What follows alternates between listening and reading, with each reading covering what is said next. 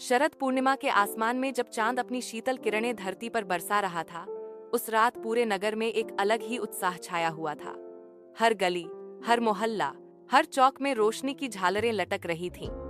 लोग रंग बिरंगे वस्त्रों में सजे हुए थे। ढोल नगाड़ों की गूंज से वातावरण आह्लादित था। मां दुर्गा की आराधना के लिए सजे गरबा पंडालों में भक्तों की भीड़ उमड़ पड़ी थी। कोई आरती गा रहा था, कोई ढोल की थाप पर नाच रहा था और कोई मां से अपनी मनोकामनाएं पूरी करने की प्रार्थना कर रहा था। लेकिन उस रात कुछ असाधारण होने वाला था। कैलाश पर्वत के दिव्य लोक से मां दुर्गा ने अपने सिंह पर सवार होकर धरती पर उतरने का निश्चय किया। वे केवल भक्तों की भक्ति देखने नहीं आ रही थीं, बल्कि उनके हृदयों में छिपे सुख दुहक को समझने और उन्हें सच्चे सुख का मार्ग दिखाने आ रही थीं। मां ने जब धरती पर कदम रखा तो पांव तले कमल खिल उठे।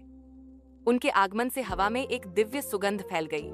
उनके चरणों की आहट किसी को सुनाई नहीं दी, लेकिन हर भक्त के मन में अचानक एक शांति उतर आई। वे चल पड़ी उसी नगर की ओर जहां एक विशाल गरबा पंडाल सजा हुआ था, शक्ति महोत्सव पंडाल, जो अपनी भव्यता और भीड़ के लिए प्रसिद्ध था। मां दुर्गा जब पंडाल में पहुंची तो दृश्य देखकर कुछ क्षण के लिए वे ठिठक गईं। सामने एक भव्य मंच सजा था, चमकदार रोशनियों से जगमगाता हुआ। ऊंचे ऊंचे लाउड स्पीकरों से फिल्मी गीतों और रास गरबा की धुनें गूंज रही थीं। स्त्रियां भारी भरकम गहनों से लदी फदी थीं, पुरुषों के हाथों में महंगे मोबाइल थे और हर कोई सेल्फी लेने में व्यस्त था। मां को खुशी भी हुई, क्योंकि उन्होंने देखा कि लोग पुराने समय की तरह भय में नहीं, प्रेम में उन्हें याद कर रहे हैं। लड़कियां रंग बिरंगे चनिया चोली पहनकर नाच रही थीं। छोटे छोटे बच्चे जय माता दी के नारे लगा रहे थे। लोगों के चेहरे पर खुशी थी और उनके हृदयों में भक्ति की हल्की लौ जल रही थी। लेकिन कुछ देखकर मां का मन भारी भी हो गया। उन्होंने देखा कि कुछ लोग सिर्फ दिखावे के लिए पंडाल आए हैं। कुछ की आंखों में भक्ति नहीं, बल्कि दूसरों से बेहतर दिखने की होड़ थी। कई युवा गरबा से अधिक मोबाइल स्क्रीन पर व्यस्त थे। किसी के मन में दूसरों को नीचा दिखाने की भावना थी, तो कोई अपने दुखों का रोना रो रहा था, बिना यह जाने कि उन्हें मिटाने की शक्ति उनके अपने अंदर ही है। मां ने देखा कि कुछ स्त्रियां एक दूसरे के वस्त्रों और गहनों की तुलना कर रही हैं। कुछ परिवार आपसी कलह भूलने की बजाय वहीं एक दूसरे को ताने दे रहे हैं।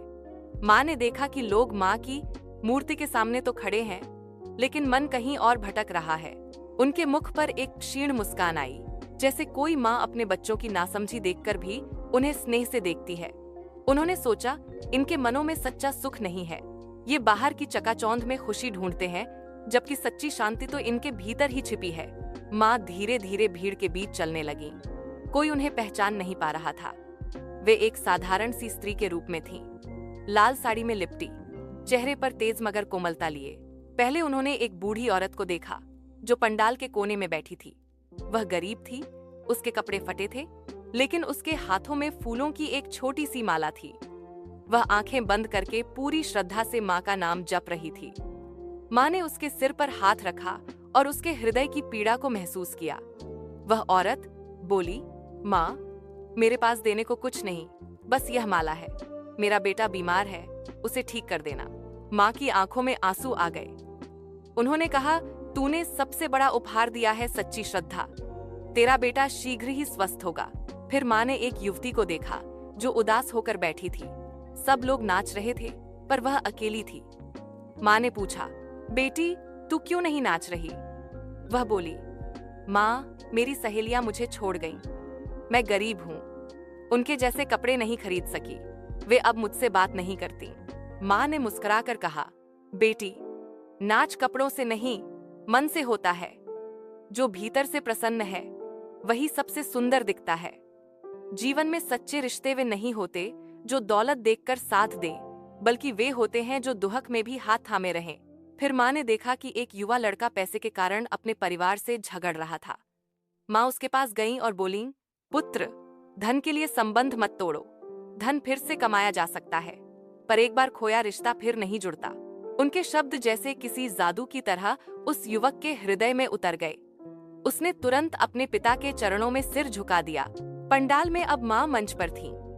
कोई नहीं जानता था कि यह साधारण स्त्री स्वयं जगतजननी है, लेकिन जैसे ही उन्होंने बोलना शुरू किया, वहां का वातावरण बदल गया। शोर गुल थम गया। लोग शांत होकर सुनने लगे। माँ ने कहा, हे मेरे बच्चों, मैं प्रसन्न हूँ कि तुम मेरे आगमन पर उत्सव मनाते हो, नाचते हो, गाते हो। पर यह जान लो, सच्ची भक्ति केवल ढोल नगाड़ों में नहीं होती, वह तुम्हारे व्यवहार में होती है। सच्ची आराधना तब होती है जब तुम किसी भूखे को खाना खिलाते हो, जब किसी रोते को हंसाते हो, जब किसी गिरते को संभालते हो। सच्चा गरबा तब होता है जब तुम जीवन के हर दुख के बीच भी मुस्कुराना सीखते हो। सुख बाहर नहीं मिलता, वह तुम्हारे अंदर है। जब तुम दूसरों से तुलना करना छोड़ दोगे, तब तुम्हें शांति मिलेगी। जब तुम क्षमा करना सीख जाओगे, तब तुम्हें प्रेम मिलेगा।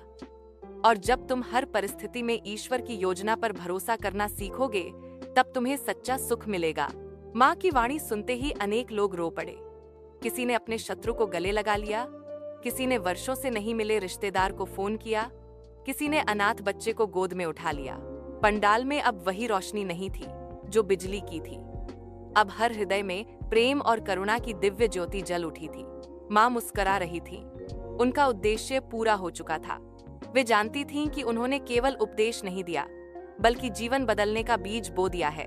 रात के अंतिम पहर में माँ दुर्गा उसी तरह चुपचाप पंडाल से निकल गईं जैसे आई थीं। लोग नहीं जानते थे कि स्वयं देवी उनके बीच आई थीं। लेकिन हर किसी के जीवन में उस रात कुछ बदल गया था।